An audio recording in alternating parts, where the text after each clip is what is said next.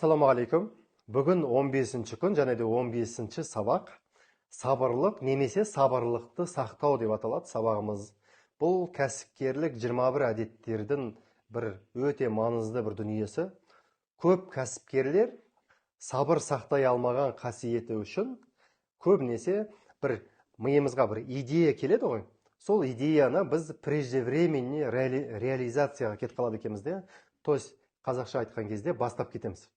Миымызға идея келіп қалған кезде спонтанно, бір эмоционально бастап кетеміз. И көп кәсіпкерлер осы идеяны преждевременно бастап кеткен үшін құлап түседі екен. Не керек?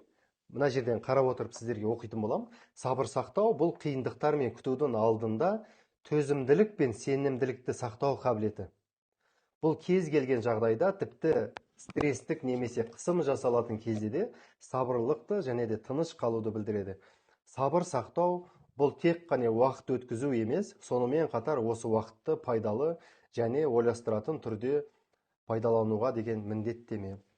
Жалпы мен сіздерге айтпағым және айтқанымдай, сабырлылықты егер де сіздер сақтамайтын болсаңыздар, бизнесте өте үлкен қателіктерге ұрынатын боласыздар. Көп жетістікке жеткен кәсіпкерлерді біріктіретін дүние, ол адамдар қандай жағдай келмесін сабырлықпен ойланады да. Қиындық келсе де, жақсылық келсе де, қандай жағдай келетін болса да сабырлықпен ойланады. Сол үшін де олар эмоционально ұшып кетпейді. Көп жетістікке жеткен кәсіпкерлерді біріктіретін дүние, олар үнемі стат данныймен ойланады екен. Стат данный деген статистический данный. Қолыңызда үнемі цифралар болады. Сол цифралармен экономикалық бір талдаулар жасап, клиенттарынан кері байланысты алып отырып деген сияқты осындай бір статистический данныйға сүйене отырып, және одан бөлек өзіңіздің жағдайыңызды да ескеру керексіз. Сіздің бәлкім жоспарыңыз мынандай шығар, бірақ та сіздің қазіргі жағдайыңыз мынандай да, бәлкім қарызыңыз бар шығар, минуста шығарсыз. Осыны да ескеріп, сіз сабырлықпен дұрыс жүйелі түрде дұрыс жоспар құрауды дағдыландыруыңыз керексіз. Сабырлықты сақтаудың жалпы 3 элементтен тұрады. Бұл ең біріншісі төзімділік, қиындықтарға қарсы тұра алу және оны жеңу үшін жеткілікті күшті сақтай білу.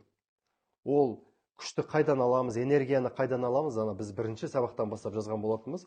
Сабақты қайтадан қайталап өтеміз.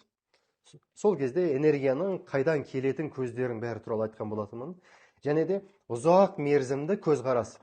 Жедел нәтижеге ұмтылмай, біз бірден көрінбейтін пайда күтуге бір дайын боламыз да, сол жедел бір нәтижеге ұмтылып қалып, жедел бір пайданы ұмтылып алып қалу деген сияқты өзімізге бір ожиданияны алып алған кезде, содан кейін соған жете алмай қалған кезде біз эмоционально стресске түсіп кетуіміз мүмкін. Бірақ та сіз сабыр сақтау арқылы, біріншіден ожиданияңызды кішкентай қылу арқылы, бірақ та өзіңізге деген сенім арқылы мынандай. Сіз міндетті түрде мына сенімге қарай шақпен баратын боласыз. Даже сол ойлаған планыңызға жетпей қалған болсаңыз да, мына именно сабырлық дәл сізді сақтап алып қалатын болады.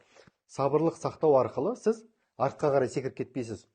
Кейбір кезде біз ойлаймыз, қалтамызда мысалы 500 мың теңге бар дейді. Бірақ миллионға шыққымыз келеді. Сол үшін асығып бүйтіп 500 мыңды салып жібересіз. Артқа қарай минус 1 миллионға кетіп қаламыз да.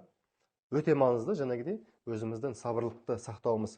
Сабыр сақтау дегеніміз жалпы кез келген мақсатқа жету жолындағы кездестіретін кедергілер мен қиындықтарға дұрыс жауап беруге мүмкіндік дегенді білдіреді екен де. Сол үшін бұл әдетті және де беріктікті дамытатын болады. Алла тағала сіздерге берекетін берсін. Сіздерге үй тапсырмасы, сабырлықтарыңызды қалай сақтайсыздар? Және де эмоцияңыздың шығып кеткені жайында бір ойланып көреміз. Бір сәттеріңізді эмоциямен шешім қабылдап қойдыңыз, эмоциямен кредит алып қойдыңыз, эмоциямен біреуге бір артық сөзді айтып қойдыңыз деген сияқты. Осындай сәттеріңізді ойланамыз. Иншалла, бұның өзімізге мойындаймыз, және де бұның қателік екенін түсінетін боламыз. Сол арқылы, иншалла, өзімізді жөндеп, келесі жолы дәл осындай сәттер келіп қалған кезде сабырлықты сақтаймын деп өзімізге уәде береміз. Алла тағала баршамызға берекетін берсін.